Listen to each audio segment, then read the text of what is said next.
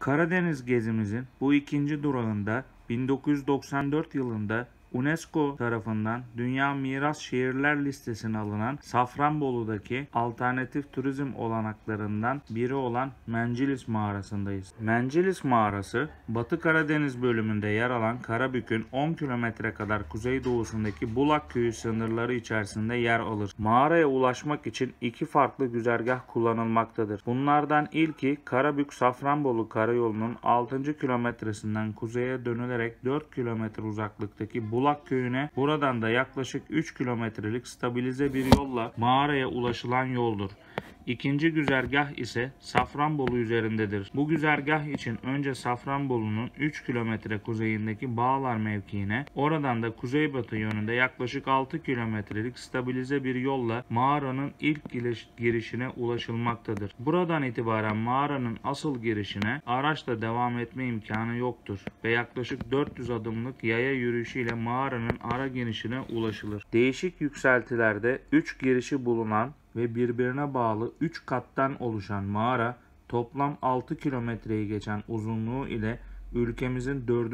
büyük mağarası olarak kabul edilmektedir. Mağaranın 460 metrelik bölümü düzenlenerek Temmuz 2003'te ziyaretlere açılmıştır. Çeşitli damla taşı oluşumları yanında geçmişte insanlar tarafından barınak olarak da kullanılmış olması mağaranın turizm çekiciliğini arttırmıştır. Günümüzde daha çok yerli turistlerin ziyaret ettiği Mencelis Mağarası, Batı Karadeniz'deki önemli turizm merkezlerine olan yakınlığı sayesinde mevcut ziyaretçi sayısını arttırabilecek kapasiteye sahiptir. Derinlik karstlı şekillerin en önemlilerinden biri olan ve gerek boyut ve gerekse oluşum özellikleri bakımından karst topografyasının en özgün şekillerinden birini oluşturan mağaralar, ana hatlarıyla suların kimyasal eritmesi ve kısmen de mekanik aşındırması ile meydana gelirler. Mağaralar bilindiği üzere insanlık tarihi boyunca farklı amaçlara hizmet etmişlerdir. Barınak ve depo olarak kullanımları yanında mağara terapi ya da mağara içindeki ırmaklardan su ve enerji elde etmeye kadar birçok kullanımı söz konusudur. Günümüzde ise önemli turistik çekim merkezleri halini almışlardır. Ülkemizi ziyaret eden yabancıların %76'sı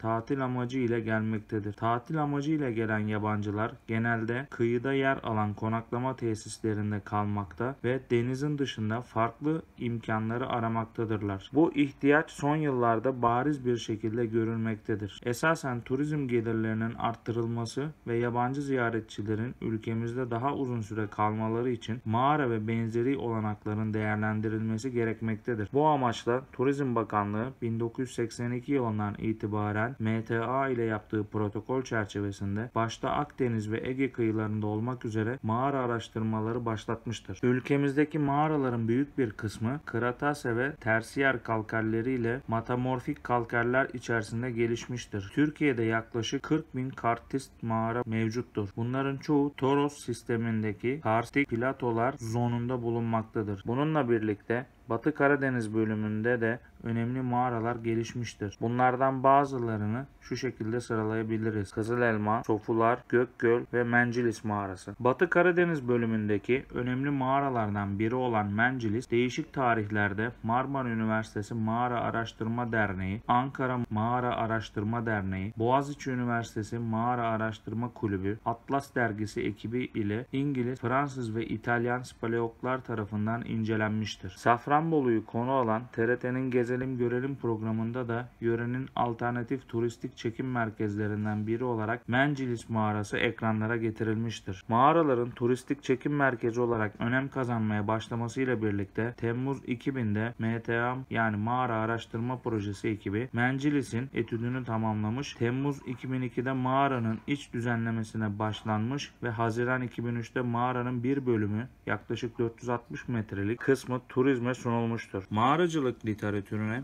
Mencelis adıyla geçmiş olan mağaranın ismini Meclis Deresi'nden aldığı söylenmektedir. Bununla birlikte bu ismin İtalyan ya da Fransız bir speleologdan alınmış olduğu yönünde de görüşler mevcuttur. Ancak mağaranın yörede bilinen en yaygın ismi ise Bulak Mağarasıdır. Bunun dışında mağara eskiden atlı kervanların vadi içerisinden geçerken burada konaklamalarından dolayı atçı ini olarak da isimlendirilmiştir. Mağaranın 3 girişi bulunmaktadır. bulunmaktadır. İlk giriş su çıkışının olduğu bir ağızdan yapılmaktadır. Ancak 30 metre sonra bu çıkış bir sifonla sonlanmaktadır. Söz konusu giriş yörede su mağarası olarak da bilinir. İkinci giriş yaklaşık 300 metre kuzeyde vadi yamacında olan asıl giriştir. Mencelis mağarasının ana girişi Mağara Deresi'nin kollarından biri olan Meclis Deresi'nin açmış olduğu vadinin batıya bakan yamacı üzerine gelişmiştir. Mağaranın vadi tabanından yüksekliği yaklaşık 75 metre, deniz seviyesinden yükseltisi ise 800 metre kadardır. Evet. Mağaranın ismi Bulak Mencelis Mağarası. Bulak denmesi dünyanın sayılı sulak mağaralarından olmasından kaynaklanıyor. Mencelis denmesi de meclis ve topluluktan geliyor. Topluluk derken burayı daha önce 2 tane uygarlık yönetmiş bilinen kaynaklara göre. MTA'nın yaptığı araştırmalarda burada Bizans'a ait kılıç, kalkan, ok, yay, mızrak ve benzeri ekipmanlara rastlanmış. Bizans'ın muhtemelen bu çıkan ekipmanlardan dolayı burayı silah deposu olarak kullandığını düşünüyoruz. Selçuklu onlardan burayı aldığı zaman burayı muhtemelen bir kışlıklarını saklamak için buzdolabı olarak kullanmış. Kış sabit 15 derece. İlk 50 metrede sıcaklık değişebiliyor. Buraya gibi değil, buradan daha soğuk bu arada. İlk 50 metrede sıcaklık değişebiliyor mevsime göre. Ama 50 metresinden sonra 3 kilometresine kadar sabit. Hazır kilometre demişken buranın uzunluğu 6042 metre, yani 6 kilometre. Bunun 400 metresi turizme açık. 200 metresinde ben size eşlik edeceğim. İçerideki kuralları hızlıca söyleyeyim. Sigara içmek yasak. Buradaki taşlara dokunmanızda bir problem yok ama içerideki karstik yapılara ve oluşumlara dokunmanız, onları koparmanız, üzerine yazı yazmanız yasak. Onun dışında yüksek sesle konuşmanızda dahi bir problem yok ama bağırmanız yasak, çığlık atmak yasak yani. Çünkü mağaranın asıl sahipleri yarasalar ve onlar gündüz uyuyorlar. Evet, girebiliriz. Farklı dönemlerde oluşmuş, birbirine bağlı 3 kattan oluşan Mencelis mağarası, hidrolojik gelişim açısından 2 bölümden oluşmuştur. Bunlardan ilk oluşan bölüm olan 1. ve 2. katlar bütünüyle fosilleşmiştir. Nitekim mağara içindeki sarkıt ve dikitlerin siyah renkteki görünümü, oluşumun tamamlanmakta olduğu izlenimini vermektedir. Buna karşılık en altta bulunan aktif ana galerinin içinden büyük bir yeraltı deresi akmaktadır. Safranbolu'nun içme ve kullanma suyu ihtiyacını karşılayan bu yeraltı deresi mağarada çok sayıda göl ve kapalı sifonları oluşturmaktadır. Mağaranın içine girdiğinizde ilk dikkat çeken özelliklerden birisi serin ve nemli bir ortamla karşılaşmanızdır. Ortalama 12 derecelik bir sıcaklığa ve %70-75 nem oranına sahip olan mağaranın üst katlarında sıcaklık değerleri artmakta, mutlak nem değerleri de düşmektedir. Binlerce yıl insanlar tarafından kullanıldığına dair izlerin bulunduğu mağaranın giriş galerisi aydınlık ve bu özelliği 30-40 metre kadar devam etmektedir. Ana girişin yaklaşık 100 metre kuzeydoğusunda Horasan sıvası ile yapılmış olan Horasan Duvarı yer alır. Günümüzden çok öncelerine ait olan bu yapının varlığı mağaranın geçmişte barınak olarak kullanıldığına dair bir kanıttır. Horasan Duvarı'ndan itibaren 100 metre kadar doğu yönüne gidildiğinde bir merdivenle 2. kata çıkılmakta ve buradan geniş bir salona geçilmektedir. Tavan yüksekliğinin 8 metreyi geçtiği bu salon mağara içindeki sarkıt, dikit ve sütunların yoğun olarak başladığı yerdir. Pazar yeri olarak da adlandırılan salonda yapılan çalışmalar esnasında küçük çanak ve kaplara rastlanılmıştır. Bu salonun hemen doğusunda bir başka salon daha yer almaktadır. Mencelis mağarasının en güzel damla taş oluşumlarının bulunduğu salonda kalker ana kaya dikkat çekmektedir. Buradan tekrar doğuya doğru yönelen mağara yaklaşık 3 metrelik bir inişle devam etmektedir. Mağaranın bu bölümünde doğal bir kuyu bulunmaktadır. Orta ve alt kat aktif salonlar. Aktif salonu şu şekilde açıklayayım. Sarkıt dikit sütunların oluşumu hala devam ediyor. Yani hala canlı bölgeler. Burası üst katın girişi. Üst kat tamamıyla fosil bir salon. Yani sarkıt dikit sütunların oluşumu yok. Burası 500 metre mesafeye sahip ve 500 metrenin sonunda eskiden bir çıkışı vardı.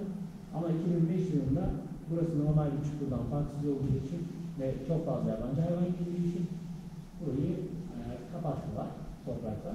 Bu merdivenler nereye çıkıyor soracaklar. Bu merdivenler bu denize doğru uzanan 80 metrelik bir yarasa salonuna çıkıyor.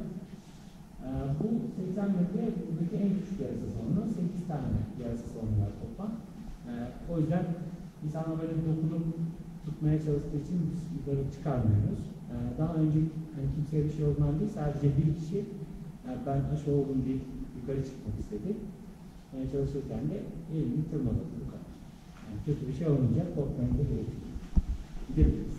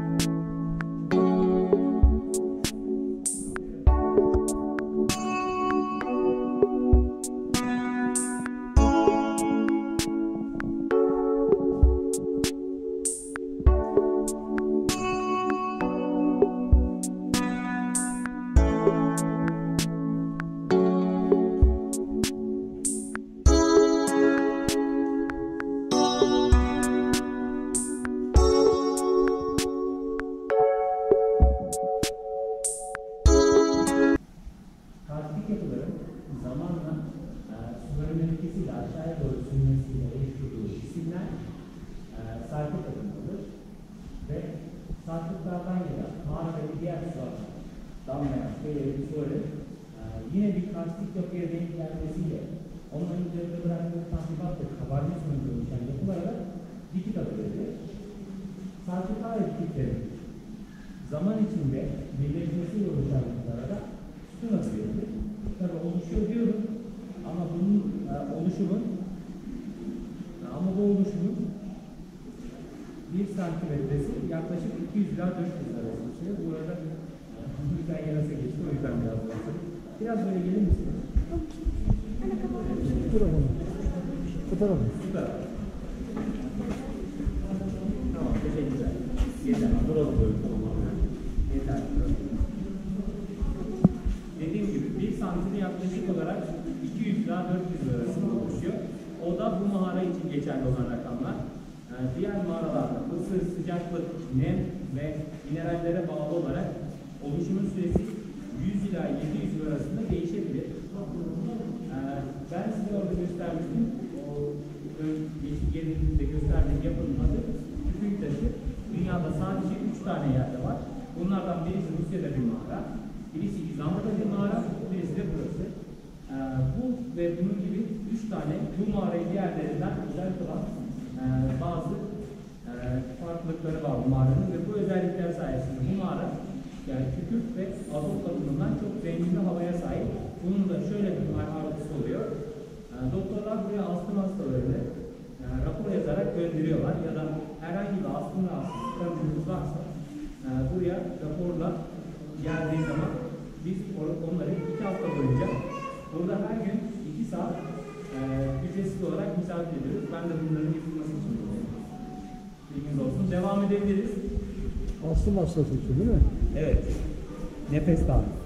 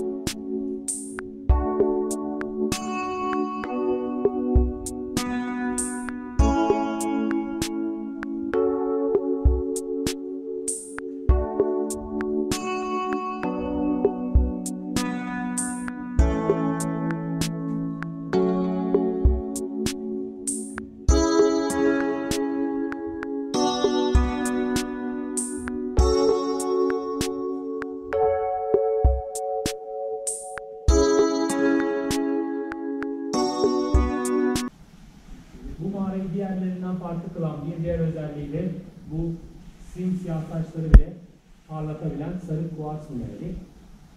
Sarı kuars sadece Türkiye'de Tokat Ballıca mağarasında ve burada bulunuyor. Tokat Ballıca'da buradan daha çok tabii ki. Bu da yine azot sorununa fayda sağladığı için buranın havasının güzel olmasının bir nedeni. Ayrıca her şey yerinde güzeldir denilip canlı bir örneğidir kendisi. Çünkü eğer bunu alıp mağaradan çıkartmayı deneyen otobüs içinizde göreceği şey şudur ki 2 hafta içinde bu azot ve kükürt oranı zengin olmayan bir havada bulunduğu zaman kendiliğinden parlaklığını kaybedip toprak şeklini alıp dağılıp gitmesidir.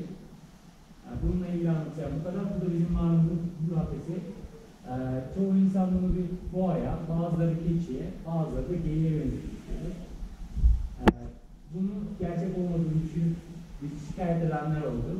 MTA'dan gelip inceletlerde bunun tamamıyla doğal bir oluşum olduğunu ispatlandı. Diğer taraftan baktığınızda o kadar benzemediğini fark edersiniz.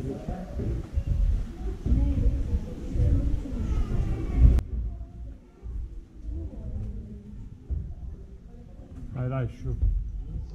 Şu o taraftan bakınca boynuzları var onun.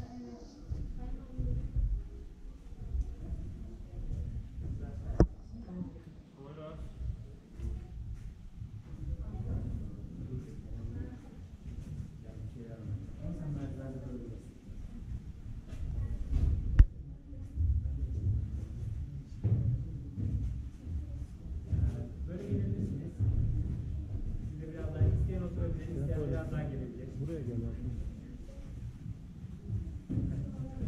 Orayı değil, düşmüyor. Çok merak ediyorum. Hani düşecek mi zannediyorlar acaba? Bayağıdır rehberlik yapıyorum. Herkes hiç oraya gitmiyor. Nereye? Şu gibi. Evet. Bu mağaraların neden rehberlikle gezilmesinin zorunlu olduğunu hemen anlatayım ben size. Şu duvarda görmüş olduğunuz gibi insanlar zamanla dokundukları zaman ve taşların üzerine çizdikleri zaman bu karstik yapılara zarar veriyorlar. Bu şu anda 2 milyon yaşına yakın bir sarkıt ve bunun üzerindeki oluşum yapılan test sonucu durduğu tespit edildi. Yani bu sarkıt maalesef bizim çabamızla öldü. İnsanlar bunun üstüne sevgilisiyle adını yazıp sonra ayrılınca gelip karalayan insanların gelişmesi yüzünden. Efendim? Sorabilirsiniz. Taş devrinden mi diyor? Onu soruyor. Bu mağaranın yaşı araştırmaya geri konuşuyorum yine. Bu mağaranın yaşı 65 milyon ile 250 milyon yıl arası olduğu biliniyor ama 65 milyondan büyük kesinlikle. Yine aynı şekilde dokunulan taşların zamanla nasıl karardığını şunun iç kısmından görebilirsiniz. Bu bir küfür taşı ve iç kısmının sarılığına bakın ama dışının kararmasına bakın. Bu da aynı şekilde ölüyor. Yıkılmıyorlar. Hayır. Öldükleri zaman sadece büyümeleri duruyor. Hocam peki de Romalılar yaşadı mı bunu? Bulgulara göre konuştuğum için artık aksini söyleyemeyeceğim. Yoksa arkeologlar gelip burada bizi terörist diyorlar. Onun dışında bu mağarayı özel kılan üçüncü şeye değineyim. Bu mağaranın 1200. metresinde şu an elimde tuttuğum gibi bir çamur çıkartılıyor. Ve bu çamur diğerlerinden farklı bir özelliğe sahip. %80 oranında yapısında peloit barındırıyor. %80 peloit neden fazla, neden önemli bir şey? Şu şekilde açıklayayım. Denizli ve Antalya'daki çamur banyolarında yapay olarak yapılmasına rağmen, suni olarak yapılmasına rağmen %40'a kadar bir oran yakalanabilmiş bu çamurlarda. Yani peloid olarak. Sara ve egzama ilaçlarında sadece %10 miktarında koyulması bu kremlerin etkili olması için yeterli oluyor.